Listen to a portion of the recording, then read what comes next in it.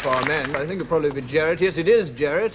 A useful bowler, Jarrett. I think you'd agree, Dennis. Oh, yes, very useful bowler. On any wicket. Yes. Taken off a sweater. And he's taken off another sweater. He's taken a lot of wickets this season, and he's another sweater. I would say his chances for and his hot water bottle, and his cardigan, and his trousers. Yes, there go his trousers. There go his trousers, and he's taking the ball from the umpire. Ready to start his long walk back, and there's the batsman shaping up, Staybaker ready to receive the ball, and off he goes.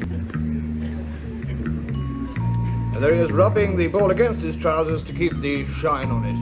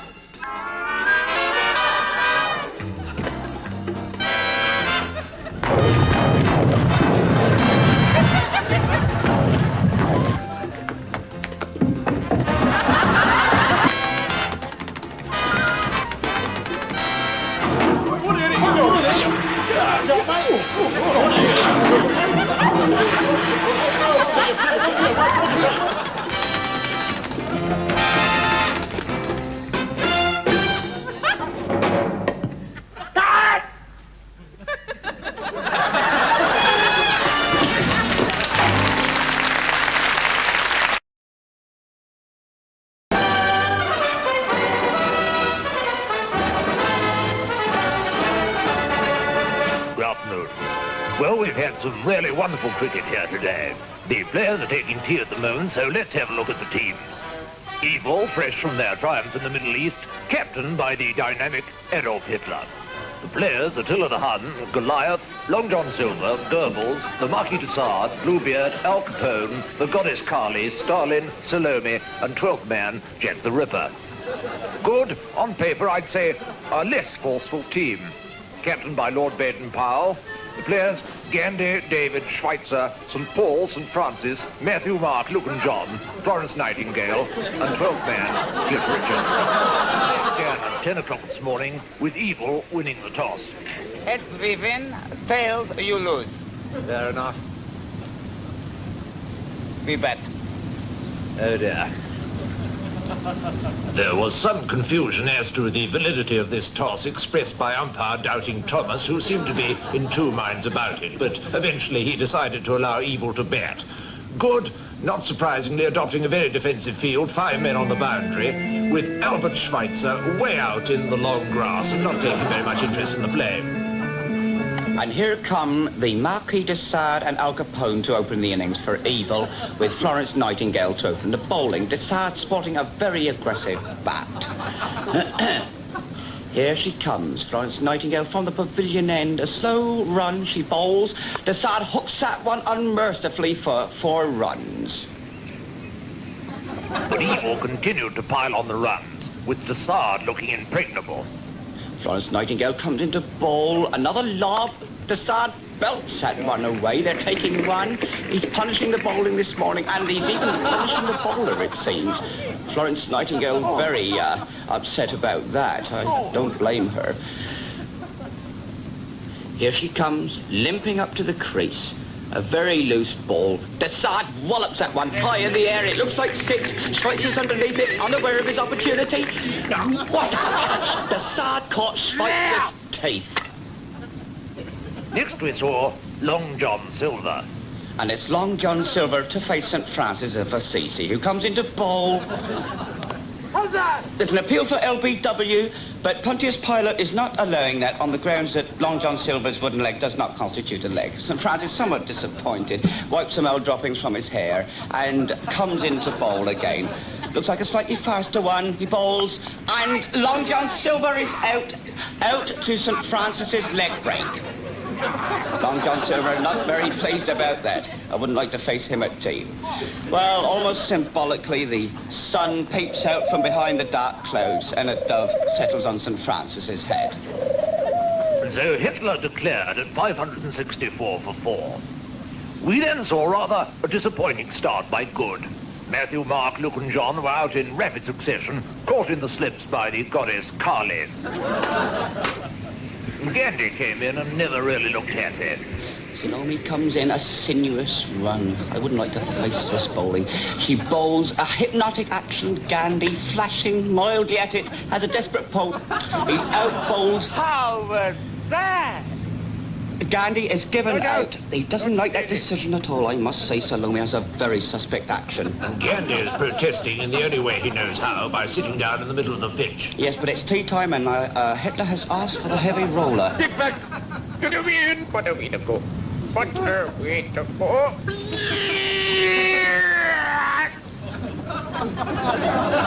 The tea, Good are 2 for 7 in reply to Evil's 564 for 4 declared. An almost hopeless position. And it's Hitler to bowl to St. Francis. It looks as if he's going to try with his buzzers. St. Francis prods. Oh, there was enough ball. Oh, St. Francis bravely batting on. And here comes Hitler, having paced out a fantastically long run. He's launching this fantastic ball at St. Francis. It's coming in from the gasworks end. He bowls, and St. Francis is out. Played through. What a fantastic ball. So that's Good, 2 for 9. And there's only Schweitzer to come in. Here he comes now, a plucky old man, but one doubts whether he and Florence Nightingale are capable of bringing the score up to 565 in order to win this match. He's allowed a runner out of respect for his age, but I don't honestly think we're going to see much running today. Schweitzer takes guard against Hitler. Hitler comes into bowl. He lobs a mocking full toss that even a child could hit. Schweitzer misses and Jomo goes for a run. Schweitzer calls him back. A wise decision. Hitler sneers cockily, a most unlikable character. Schweitzer is asking Jomo something. I think, actually, John, he's asking Jomo to do a rain dance, a Zambezi rain dance, and thus have the match abandoned. A very wise move in these irretrievable circumstances. And already the clouds are looking very black and threatening, and there's a drop of rain. No, it's not. It's the most fantastic blizzard. As I look out at the pitch now, I see that Schweitzer's runner, far from conjuring up a rainstorm, has conjured up a tremendous blizzard, unusual even for an English summer.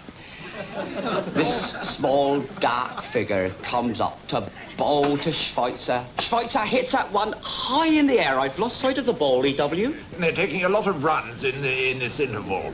Well, it's the first time we've seen any real scoring from the Good side. Hitler waiting impatiently. I have, in fact, just heard from Jodrell Bank that the ball has gone into orbit round the Earth. That's fantastic from a man of 94. The runs are really piling on, and they're still dashing between the wickets. A tremendous finish, a tremendous finish. They're running like mad. And Good must have a really fighting chance as the ball passes Delhi for the 4th time. This is quite amazing. Jomo and Florence Nightingale hurtling between the wickets. Hitler looking up for the ball. The ball's re-entered the atmosphere. Schweitzer is out, caught Salome. A fantastic match, a tie. 564. So a very exciting match ends in a draw. Much the result I expected, I must say, though the manner was a trifle unusual. The players are streaming off the pitch now, Schweitzer's runner leading the way, and that grand old man Schweitzer waving his bat in a triumphant gesture. I must say a magnificent display by Schweitzer and the whole Good team in general, and retrieving an almost insuperable position. Now over to the Oval for the cricket. Thank you very much. Well, in fact, we're not at the Oval, as you can see, because unfortunately bad light closed play early, and we popped round here to the El Mambo restaurant for a quick bite. And I must say, the El Mambo is as full tonight as I've ever seen it. Richie, have you ever seen the El Mambo quite as full as this? No, I don't think I have. It certainly is very full here tonight. I think probably because there are so many people here. I think that would account for it. I should think there must be almost upwards of nearly 30 people here now. And you, Peter? Yes, yes, I certainly think that is so. Well, I see the waiter coming towards us now from the cocktail bar end. Moving in between the tables with that slow, almost lolloping walk of his. And as he comes in towards our table, over to you, John. Yes, here's a really wonderful example of a very accurate slow waiter. Coming here with this lovely lazy action, and he's about to hand me the menu. You'll notice he's bending as he does so, and he hands me, thank you very much indeed. Richie, did you notice, by the way, that he happens to be a left-hander? Did you notice? Yes, I did notice that, John. In fact, yes, I thought he was going to transfer it to his right, but he hung on to it with his left, and I think that must be fairly uncommon. Yes. Perhaps John Hammond can tell us exactly how many left-handed waiters there are in this part of London. And while John's working that out, perhaps we can have a little look at the menu here. There we are. Yes, well, there it is. I see the ice cream has just gone up.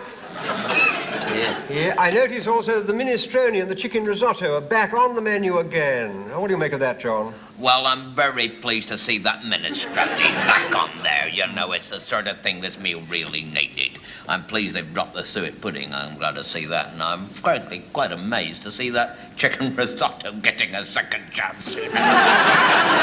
Richie, you had experience of the chicken risotto in Australia last year. What did you think of it then? Well, Peter, I think it's very easy to underestimate the risotto. I think the ingredients are all there. You could fare a lot worse. Of course, there is the question of the runs to be considered.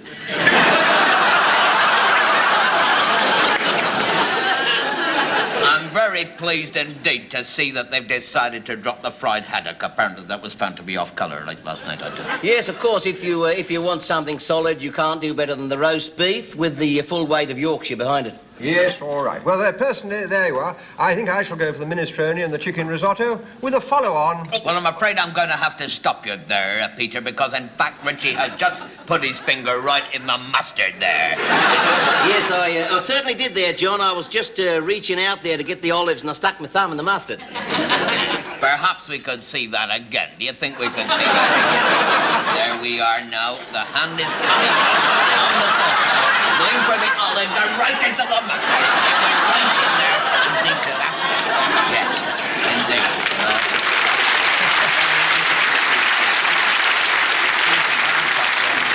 Get that little turn off the table. Well, in fact, we're back live now. We're in fact back live. And Joss Hammond has just told me that apparently there are 28 left-handed waiters in this part of London, and 16 of those have beards, apparently. Oh, dear. Now, I have to stop you there, John. I have, in fact, now knocked over a glass of beer. You knocked it right over, did you, Yes, Richie? I certainly did, John. I just reached down, put my hand down on the table, and the whole thing... Now the table is broken. The whole side of it's collapsed, I'm afraid. Well, this is something I'm sure none of us have envisaged. The complete and total collapse of the side. It's just all just happening. Now, what about this, Peter? Well, no, that certainly is an extraordinary spell for Richie. I mean, in 30 seconds, he's put his thumb right in the mustard. He knocked over his own beer and smashed the table. Yes, perhaps Joss Hammond can tell us when this last happened at the El Mambo. If indeed it ever has. If indeed it ever has. You're quite... Well, now, the manager is having a word with Richie now, and I think we're being asked to leave. Yes, I think we are being asked. Yes, we are being asked to leave. Yes, I'm sure we are. Yes. Well, that is the meal. Meal is over. We are now being asked to leave. The manager has now got me by the coat, and Joss Hammond tells me the manager is also a left-hander, and he is...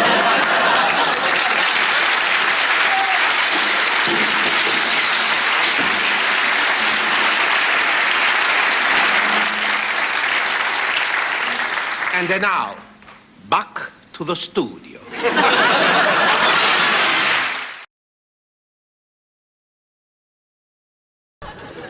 Well, the important thing when writing a sports movie is not to get too bogged down in the so-called rules of the sport. Yeah, I mean, this was our first film writing project, so initially we didn't really know where to start. I suppose we just started typing. Yeah, and luckily there's this pop-up in Microsoft Word that says, "It looks like you're trying to write a heartwarming British underdog movie. Would you like some help?" And then you just have to enter the character names and the context. So we put Wimbledon, but then it popped up, "There is already a heartwarming British underdog movie called Wimbledon. Are you sure you want to replace it?" So then we had to think again, and in the end we almost deliberately went for a sport that no one knows much about. Well, almost deliberately, because as it turns out, some people know quite a lot about cricket, unlike us. Yeah. In a time past hope, in a world gone to crap, one man had an idea.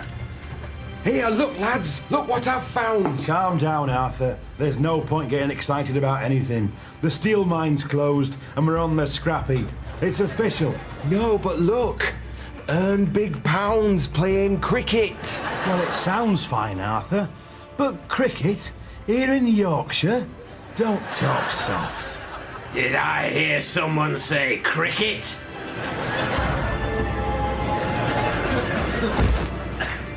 That's a word I've not heard in a long time. What would you know about cricket? I only used to coach the Manchester United team. The year they won the European Cricket Cup. But to us, you seem like some mad old drunk. That's the other thing about me. Apart from knowing about cricket, it was the Ashes. I could have won them, but I bowled her wide. You bowled her wide in the Ashes final? How can you live with your sen? I know! Enter the Ashes? You lot? You taking the piss? Why not?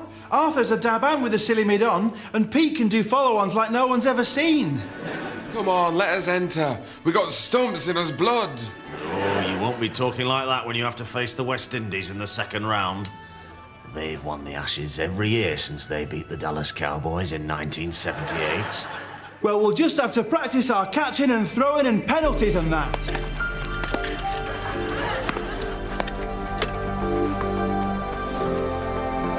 Run!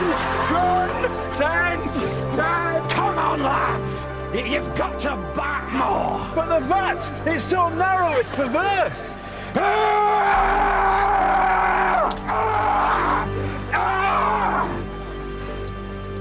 First rule of cricket, never call the bat narrow.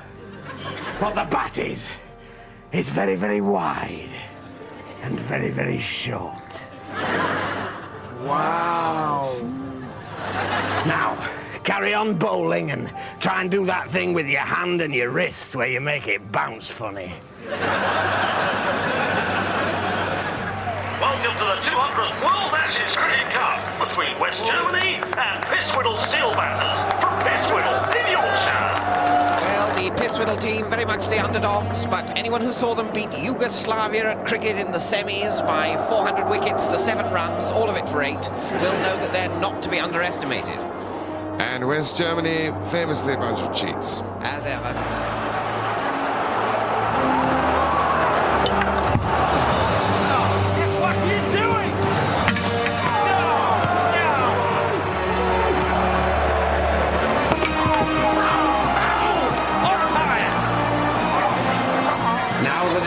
Time and it looks like we're about to lose. I want to tell you a story. I knew a young man who had a dream to win the Ashes. That young man was me. But he bowled her wide and became a that is, I bowled her wide and became a drunk. So don't do that! Now it's your turn to be the team that stands in pairs with the bats rather than the ones in a sort of spread out crowd chucking it around. So make the most of that! And remember, there's no such thing as a draw in cricket! Yes! Yeah, go on, my son! These Pisswhiddle boys really can cricket. What a run. This summer, from the location manager of Billy Elliot and the catering staff who brought you the full Monty. Yes! Remember what I taught you! No, not that! I was wrong! Featuring someone who was very nearly in Brassed Off, comes a film to touch the child in all of us, but not in that way. They're bringing urns and sandwiches onto the pitch. They think it's tea.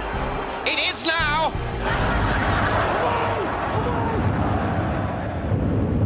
And this is for the Ashes. I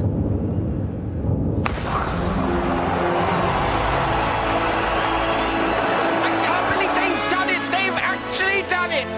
In cinemas this summer, the full number of overs that are scheduled to be bowled that day.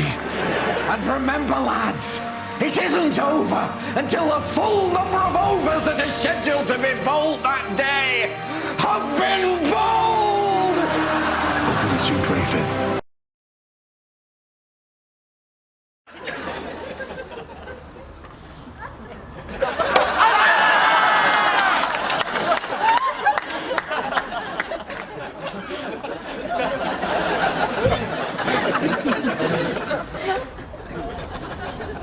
I put my whites in with my colours.